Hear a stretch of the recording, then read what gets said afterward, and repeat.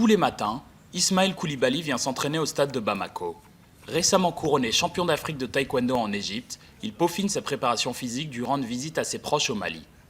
Grand espoir de médaille pour le pays dans la catégorie des moins de 80 kg, il s'est perfectionné en France et a entamé une carrière professionnelle en décrochant une bourse olympique.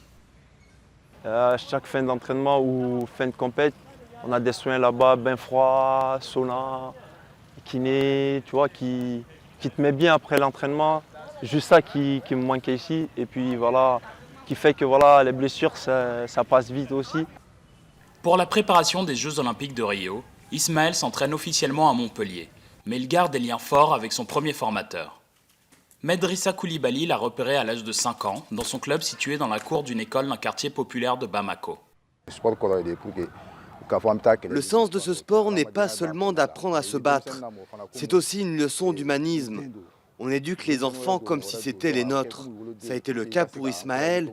Il allait au combat, se faisait battre, se décourageait, pleurait. Mais avec tout ça, il n'a jamais arrêté. Cette persévérance lui a permis de remporter plusieurs titres, dont celui de médaille de bronze au championnat du monde en 2015.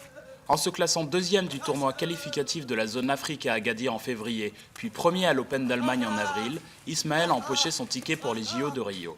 Des succès prometteurs, mais non sans sacrifice. Étant jeune, j'ai arrêté les études pour ce sport. Franchement, je regrette beaucoup, mais d'un côté, je ne regrette pas parce que je suis l'un des meilleurs athlètes au monde. Sur ce, je ne regrette pas trop.